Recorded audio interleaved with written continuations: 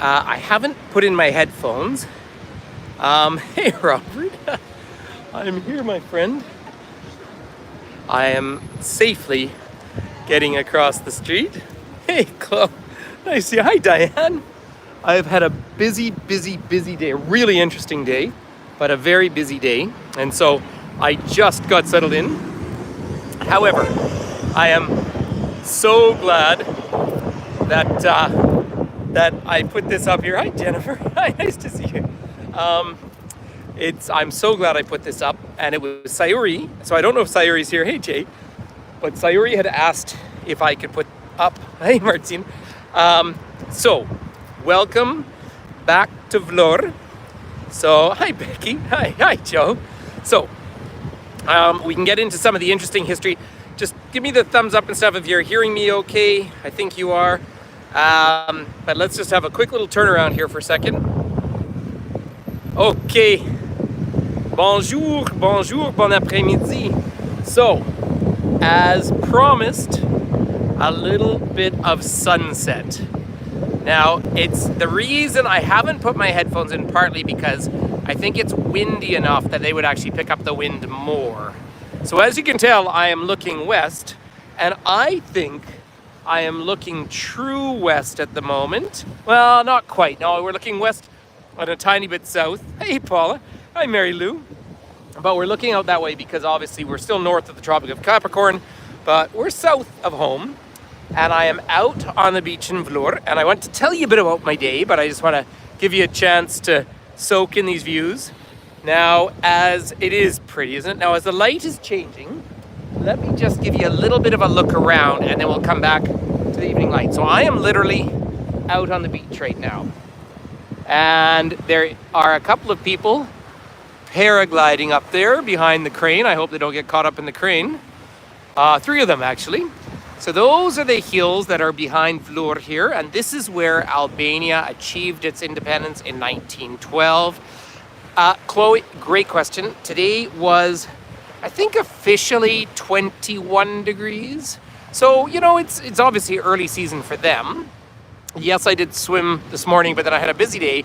Particularly, you might have seen a post I put up about an archaeological site.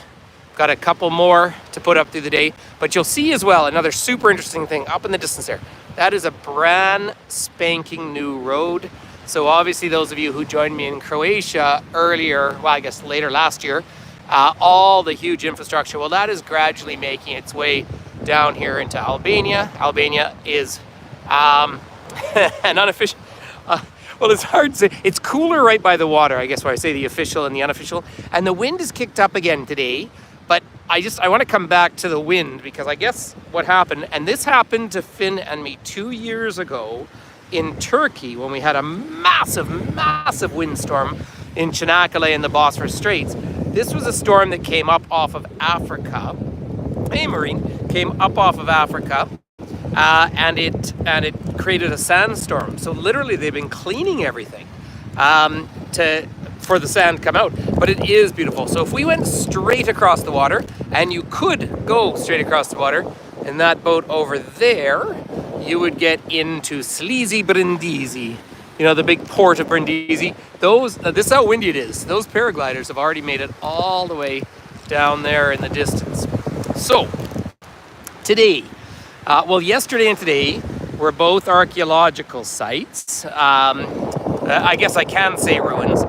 The castle in Kenning that I was on today, Kenine, and I apologize for any of my pronunciations, but is a site that goes back to the 3rd or 4th century BC, rebuilt by Justinian, Byzantine Empire, then became a Christian site. Then the Normans arrived here. It's one of the things, hey Ken, it's one of the things I wanted to talk about as well. So the Normans, you know, the Normans, like 1066, Battle of Hastings, of course, they came all the way down here. They invaded Sicily, and I did know that, but I didn't realize they came all the way over here. Then, of course, you go up through the kind of feudal period, which really was probably more Albanian in a true sense. And then the Albanians start to fight for independence from the Ottoman Empire, but it was more as the Ottoman Empire was collapsing in on itself.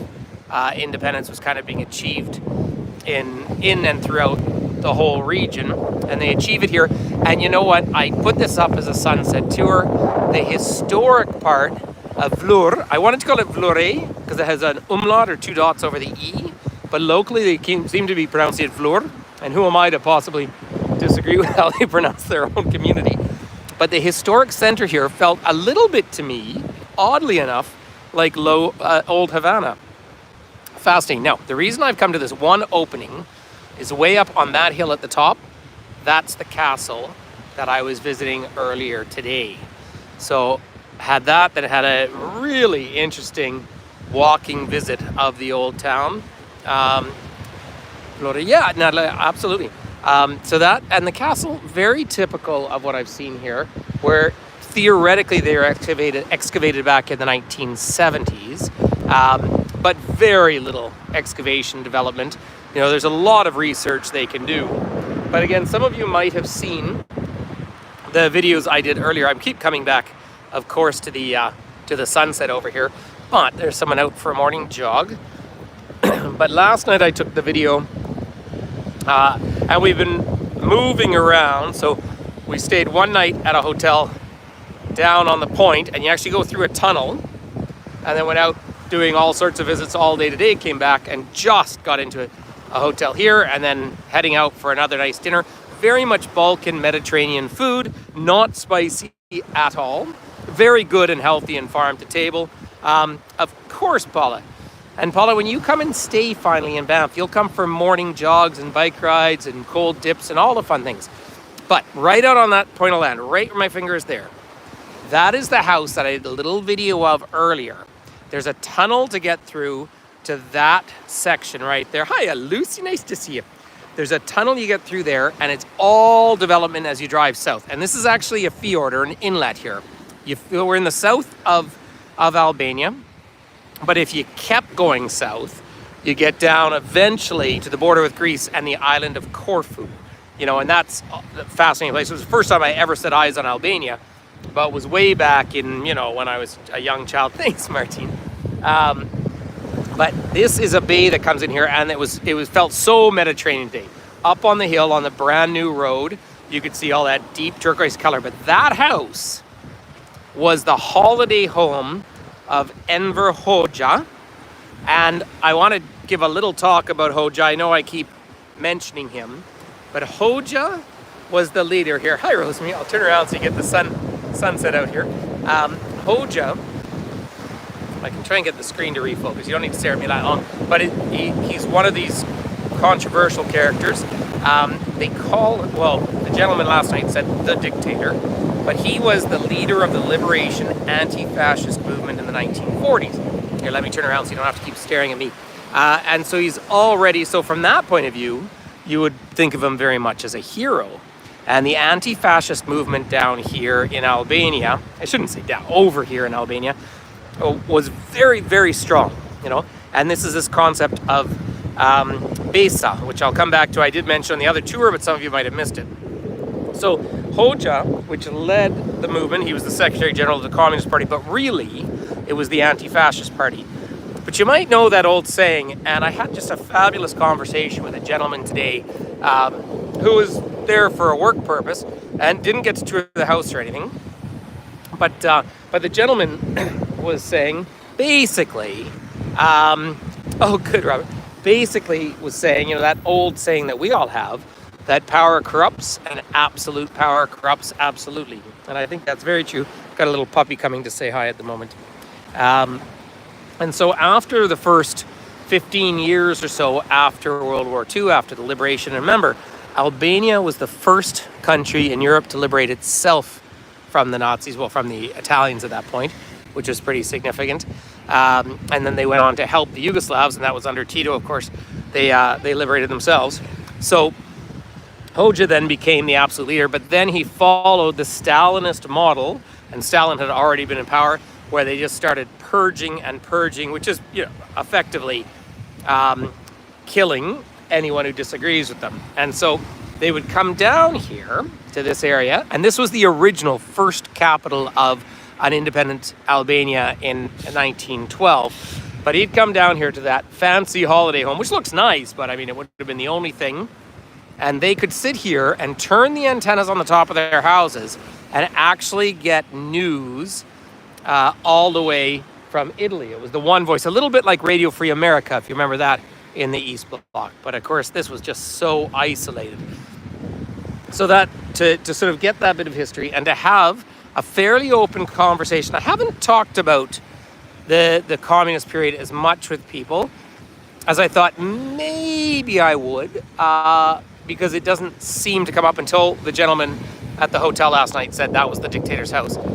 And so then I, had a million questions, which was obviously just so significant.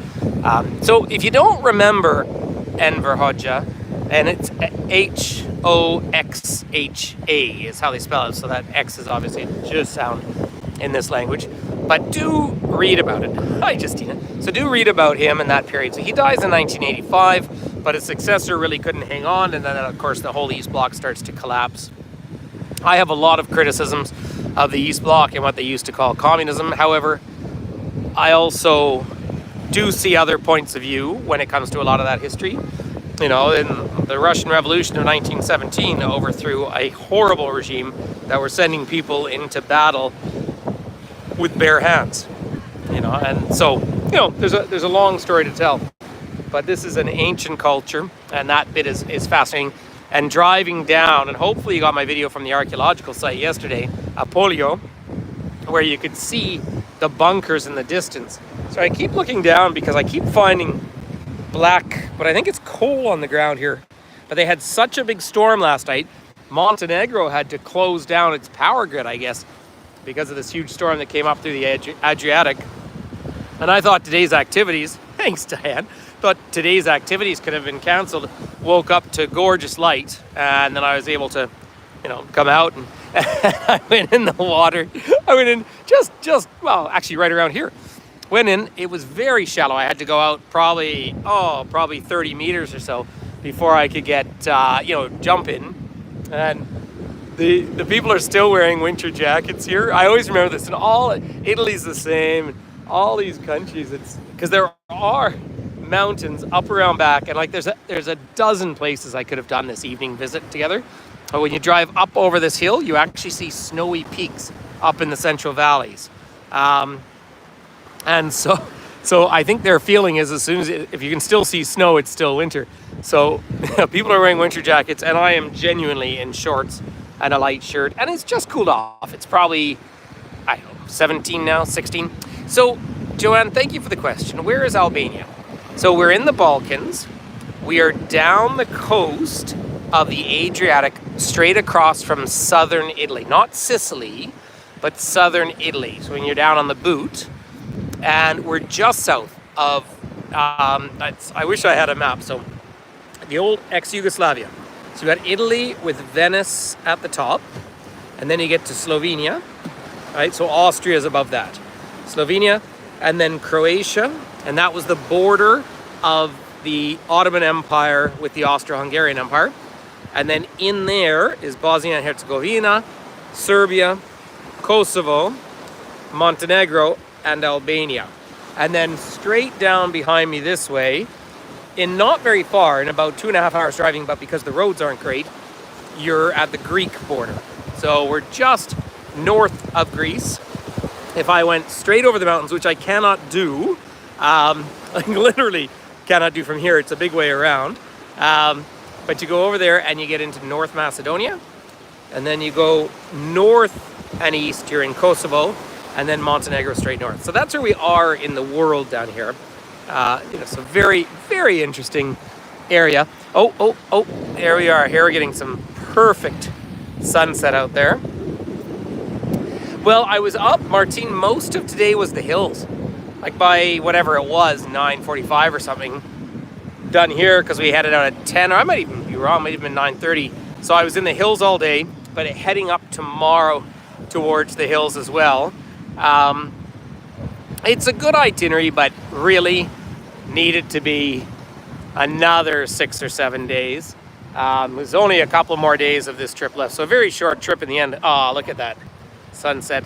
And I don't know when I'll come back, but I think, all the rest, all the hoteliers and stuff are all talking to me and us about bringing groups here. Again, that's a big part of this. They are mesmerizing. So I think I've kind of worked out a bit of an itinerary. You either do a 4-country.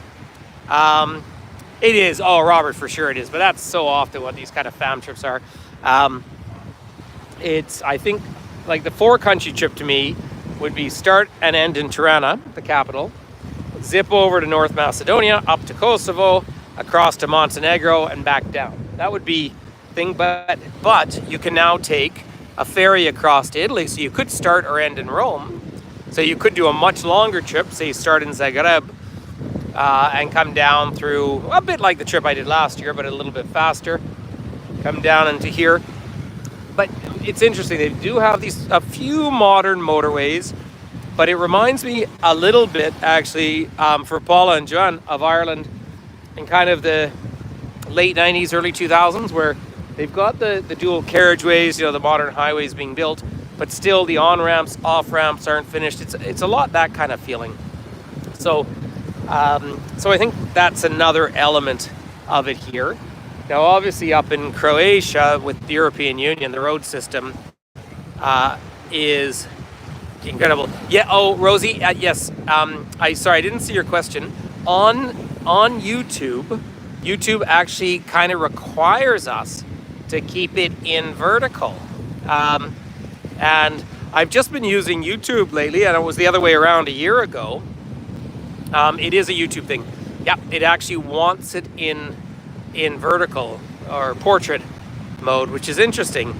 And when I was doing the Facebooks more, and then that's the one that was cutting out. That I have no idea why those results. But look at that sun going down. So I asked them today if we could have gone out on this peninsula that we see out in front of us. So there's obviously an island over to the right, but peninsula to the left. It looked like there's some great hikes, but that's a good example of what I was just talking about. To get out there with a larger bus, not a full-size tour coach. Oh, there it goes. There goes the sun. But to get out there is suddenly an hour and a half or an hour 45. So that's where the infrastructure. Here, let's just enjoy the sun for a minute and listen to the waves.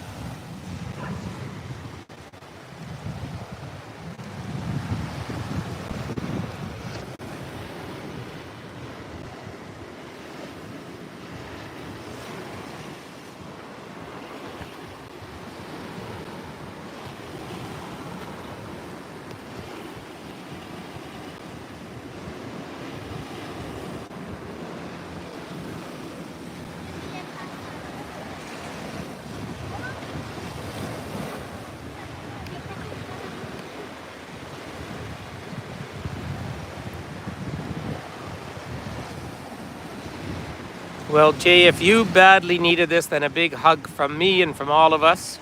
For anyone who needs a hug, it is a perfect, and my day is not done, but I snuck out to spend time with all of you. There it goes. Oh, you're welcome, Mary Lou. It is a gorgeous sunset, and it's honestly my first one in Albania, because say we had this sandstorm and it was a rainstorm in Tirana. If you haven't watched the second tour I did it's my pleasure, Lucy. The morning one in Tirana was kind of a wake up one. Hey, Jennifer. But the second one I thought was a good tour because I had spent the whole day learning about it. That evening, I actually did a private virtual tour for one of the private platforms, and they're mostly retirement homes. And I could barely move because it was storming so much. But this is about as dramatic an evening, so it makes you just once again fall in love with the Med. There is a lot of debris on the beach at the moment, and that is really because of this storm. Yeah, a little bit of orange coming through now. You know, Chloe, it's true. What I like about this part of the world is that you have the ocean experience, and it was less than, well, we were taking sort of a scenic route, and it was still less than an hour to drive around down the coast and all the way up to the castle, which is at about 380 meters high, at 1,200 feet. So you get that. So tomorrow, there'll be a lot packed in tomorrow. I'll see. I'm going to be up a mountain, actually at the #1 tourist site in Albania. I'm sort of hoping to, if they give me the free time, to hike up. Paula, thank you. And thank you, Paula, and all of you for all your support for Finn.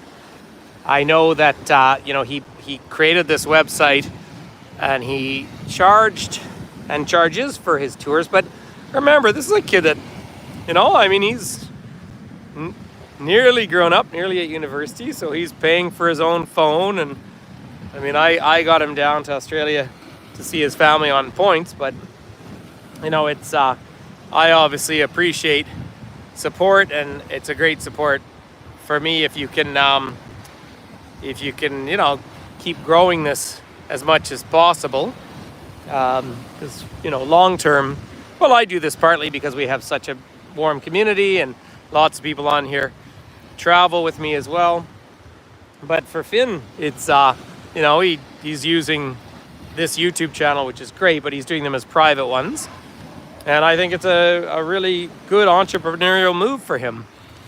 And I did mention the other day, just as we watched this gorgeous sunset, the one thing I'll say is, people so often find some reason to be critical, and that's what there was a platform called Hago for 2 years during the pandemic, which now I have to explain to people.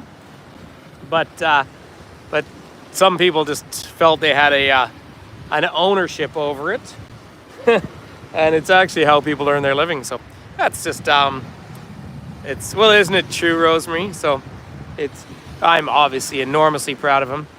And he would be finding this fascinating as well. Finn would actually be enjoying the food a lot here. Now, he likes very spicy food, and the food's not spicy, but it's fresh. Now, they did have fast food, like international fast food up in Tirana. I haven't seen it around here. Sorry, I'm just going to turn for a minute because the paragliders are just picking up in the distance. But I think what Finn would really like is the kind of farm to table. The other thing, and I want to come back and talk about Basa a little bit, but the absolute genuine warmth, and I'll just scan around and give you some of this beautiful sky as we talk about this, but the genuine warmth of the people, like the genuine hospitality, and I still know where my passport is, but I don't feel the least bit unsafe in any way, shape, or form. I'll just leave my bag in the vehicle. Finn's site, Lynn, is maybe someone could put it in the chat for us here, because he just tomevirtualtours.com will get you there, but the number 2 as always. But in a macro sense, this other theme, this Basa, which sounds like kiss me in Spanish, it isn't. It's actually comes from an older term meaning an oath in Latin, I guess. But is the idea, and it's a deep element of the particular culture, Albanian culture. And if you it's basically, as far as I understand it, and I've got a lot of reading to do about this, but it's basically you give your word and you live up to that, absolutely. And again, majority Muslim country, and I've heard it called a prayer a few times, but 58%, and I've seen nothing that feels conflictual, not like up in Bosnia, for example. But you make an oath and you keep that oath. And the way that was incredibly reflected is, I guess, in the Ottoman times, and again, I want to read more before I make any firm statements about this, but the Albanians believed in protecting everyone's religious right. This was the only country during World War II where the Jewish population increased. So I mentioned this the other night, but it was the Albanian embassy in Berlin that gave papers to Albert Einstein that saved him, that allowed him to get over to the States. And any Jewish person who tried to get papers was given a visa to come here, and it was their sense of Basa to protect and to live up to this. That is a pretty incredible heritage to have. And again, we can, there's conversations to have about Mother Teresa, and I'm happy to have them in a different setting, but she was from here as well. Now, obviously, some of her political kind of movement was to do with, the anti-communism as well, right? So Catholic values, but still someone who dedicated their life to, at least a genuine belief in goodness. But these are really significant things. And so, yeah, I just think of the gentleman I was talking to today when I was asking about Hoxha's house. And I speak English with people. Obviously, I don't speak Albanian. I can work out more than I thought. I mean, it is at the end of the day an Indo-European language, and it's young. Well, because it's so old, many of the modern words are adopted the same way they are in all our other languages. So you can find the word democratic. You can find the word. I got up to their national cemetery today from the war against fascism. Sorry, and a moving sight. It's probably the only monument that really looked still sort of Soviet to me. But you see all these people who died with their names out there, and it wasn't in any other language but Albanian. But I certainly could understand exactly what it was saying. So, fascinating. Diane, it really is Albanian that's spoken here.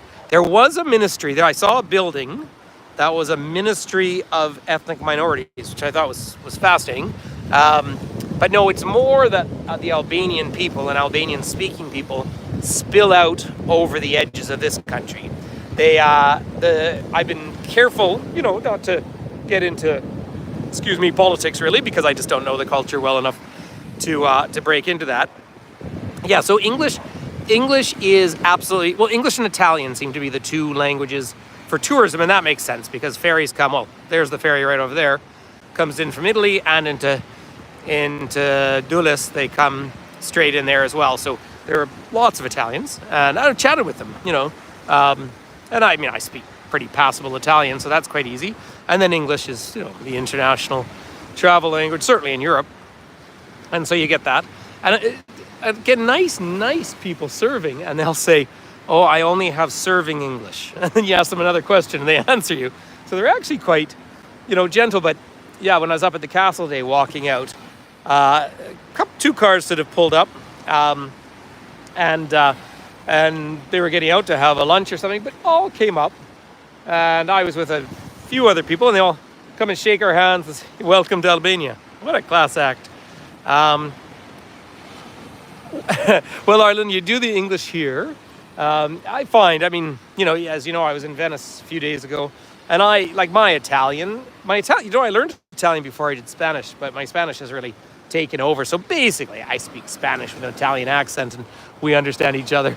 But also, again, it's a country that's very friendly to the United States because of their support for Kosovo, which is another interesting political thing. But it doesn't feel political. Like, it doesn't feel, you see Albanian flags everywhere, and it's a really cool flag. I posted a little YouTube video of the flag flying, but no, it doesn't feel politicized to me.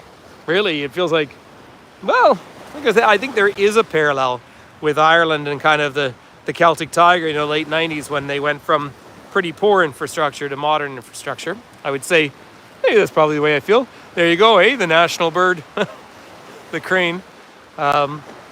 But it's a small population, and still, if you pull in to a petrol station, a gas station, there are attendants. The people serving you are Albanian. You do see there's quite a few stray dogs. Look at that sky, everyone.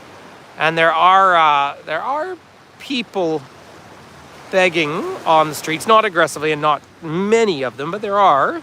And I honestly don't know. Isn't the sky gorgeous, Clay? I honestly don't know if they are from here or from Syria. I really don't know. And they're not questions. And it's funny, this particular package has actually had fewer local guides than I would have thought, but it's more like come to a beautiful place and enjoy yourself. And I'm you know, I'm happy to share with all of you what I'm learning, but I don't want to try and pass myself off as an expert to any of this either, because that's, you know, that'd be obtuse. But it is a place that I've had very high on my list for years, so this is an opportunity I couldn't say no to. Look at that sky. Isn't it just gorgeous? Yeah. You see the evening light. Driving is erratic, but like crossing the street, if you know, make eye contact or put your hand out or thumb up, people stop and they smile at you. So yeah, those are just first. Oh, and clean. I'm drinking bottled water, but in Tirana I drank out of the tap and didn't get sick, so there you go. I think that's fine. But yeah, but these hills, I mean, you know, you're in the Adriatic part of the world when you see these gorgeous hills like this up in the distance, and all the olive trees and the big wine production for a country that's Muslim majority, but big wine production up here. And you could, I mean, honestly, when you see these buildings on the front here, you could be anywhere in southern Spain, Portugal, you know, that same style of Mediterranean. I can't really show it to you right down here, but absolutely I've seen the old Soviet kind of architecture. Some of it's been fixed up, but again, they've had, 33 years. You know, when you're rebuilding an entire country, an entire society, and in some cases introducing infrastructure that was never there, like it's really interesting to me. This southern route, there's a national park right down south, but just too far and too long, and there's really no road at the moment straight over to the east from here. You go almost up to the capital and the round. So they're in Toronto. For my Canadian friends on board, there's actually a big Albanian population. There's one tour coach driver in Banff from Albania, and I've known him for years, and so he was enormously excited that I was coming here. So I'll go back and share photos. And yeah, well, that's right, Karen. But thank you. I mean, I have known about it, of course, but this is the kind of history I studied when I was in my undergraduate. But now being here and seeing it, and particularly in that European context, it could sound a little pejorative to other European countries, but this kind of really genuine hospitality they have here is it's less officious, maybe. I mean, not that busy. I have had pizza now, so and it was good. It was good. Again, lovely, everything's fresh, but just no spice. You know, if I have a pizza in Italy, I always ask to get the hot oil for it, but that's not a factor here. So those are just some of the fun little things. Olives, as you can imagine, we're in the Mediterranean. And cheese. The cheeses are fantastic. I really cannot work out the names of them. But there you go, Diane. It would be your kind of food, actually. Very honestly. So there we are. Well, listen, everyone. I need to be back. It's 6:18 p.m. here. It's just not spicy, right? So it's not like, Finn would love it because it's so healthy and farm to table. But Finn, of course, makes such sort of fusion Asian food with high spices. That wouldn't work for him here. Whereas, but the health of it, he'd like. And, very typical Mediterranean too. The lunch yesterday, day before, was a beautiful green salad and then lovely shrimp, which I thought was going to be in sort of a spicier sauce. I just like the light behind me, but actually it was just really butter. But they were fresh, so yeah. Well, thank you, Lucy. I want to thank everyone for coming along. Let's just, if you don't mind, feel free to always share these videos, get more and more people to subscribe. If we could get this from I think there's 2,000 followers on YouTube here. If we get up to 2 million, then I could do this for a living.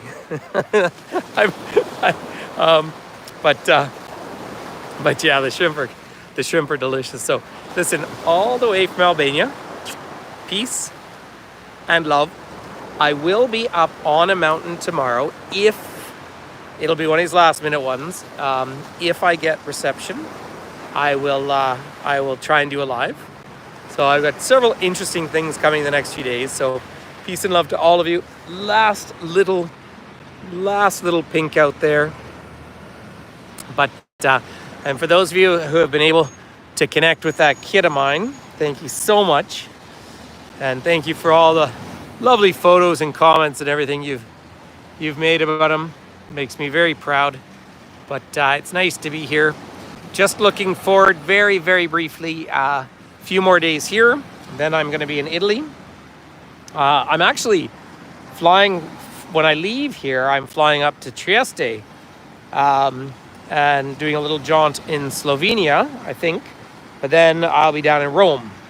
And that was really only because I guess the Easter weekend, it was going to be harder to get over to Rome.